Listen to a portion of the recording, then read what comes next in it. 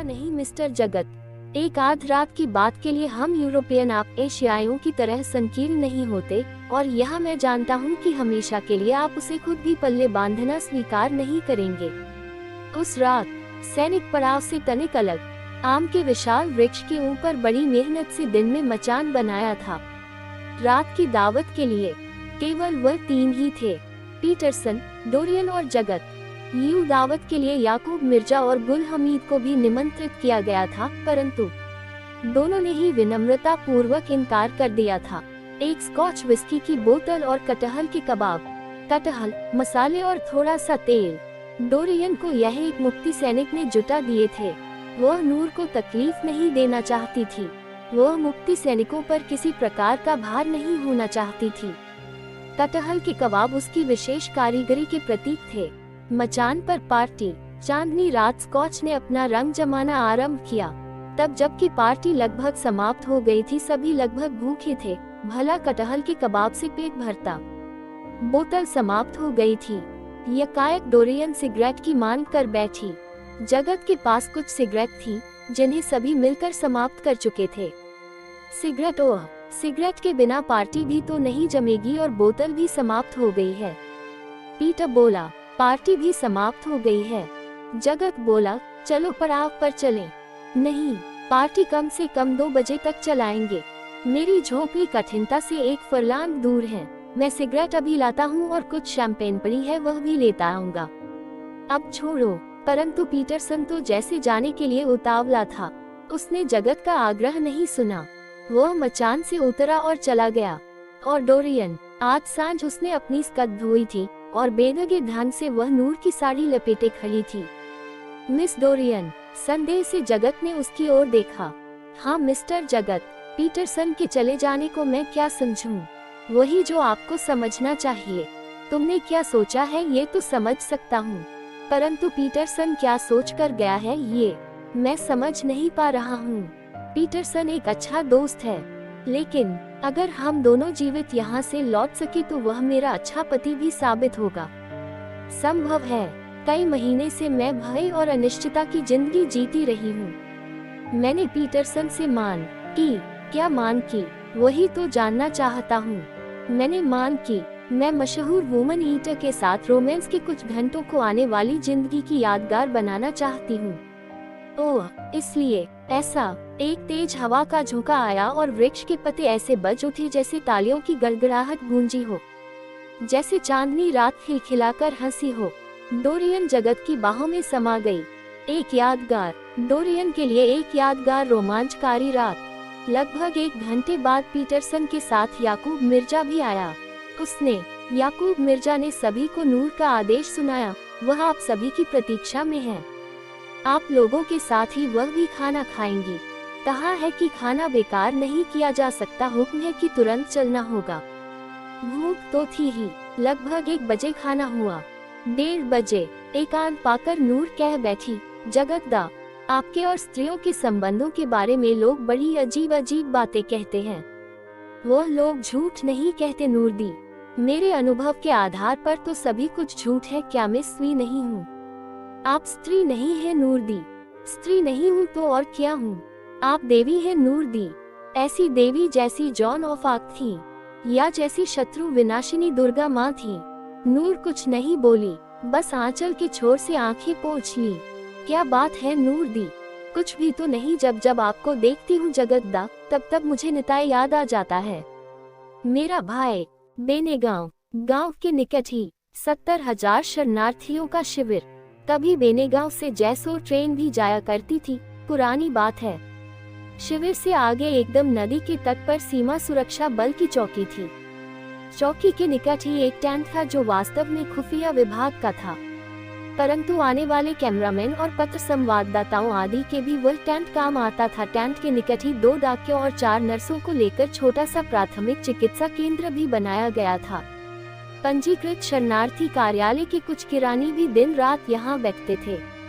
राजेश 24 घंटे से यहाँ थे। क्यों, ये वह स्वयं भी नहीं जानते थे।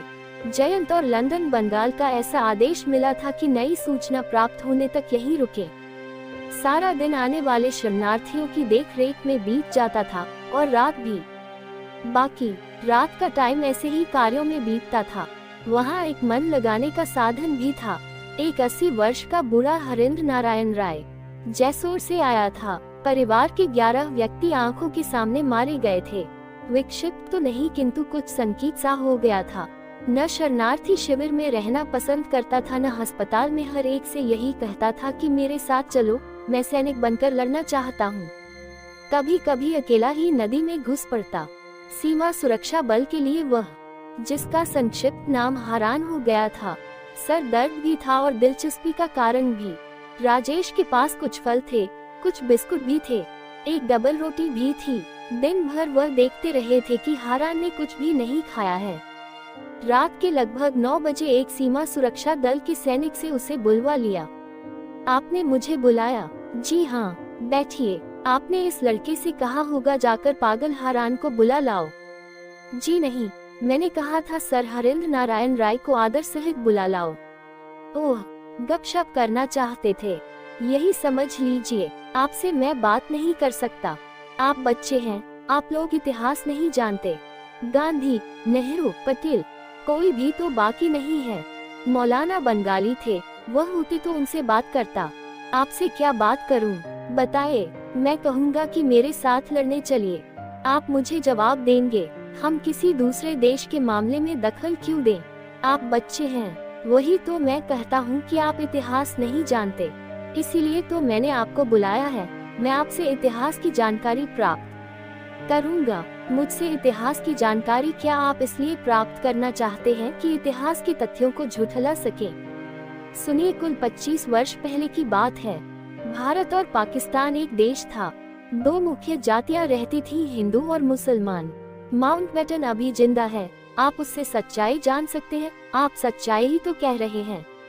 आपके पूर्वजों ने मुल्क इसलिए बांट दिया कि अल्पसंख्यक मुसलमान जाति भी जहाँ जहाँ बहुसंख्यक है वहाँ वह सुखपूर्वक अपने ध्यान से रह सके। जी, आपने 9 करोड़ मुसलमानों और 3 करोड़ अन्य जातियों को आत्मनिर्णय का अधिकार दे दिया, लेकिन उसका वह अधिकार न मुसलमानों के पास रहा न अन्य जातियों के पास। सेंडहरूट और देहरादून से निकले कुछ फौजी उस पर कब्जा जमा बैठे। आपके बुजुर्गों ने 12 करोड़ जनता को आत्मनिर्णय का अधिकार दिया था, या कुछ फौजी अफसरों के नाम जागीर लिखकर देश का बंटवारा किया था। सचमुच ये बड़ी दुखद बात है। ओह, दुखद बात कहकर ही टाल दीजिएगा। बुजुर्गों की गलती नहीं सुधारिएगा। आप जिन्हें शरणार्थी कहते हैं, मैं उन्हें आपके अतिथि कहता हूँ। आपके अतिथि कहते हैं कि यह आपका मामला है, यह आपके बुजुर्गों का मामला है। आपने जिसे देश बांट कर दिया था उसे नहीं मिला।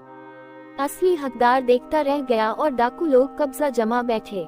नेहरू होता तो उससे मैं कहता मुल्क तेरा है, तेरे ही भाइयों का है। लुटेरों को खदेड़ दे।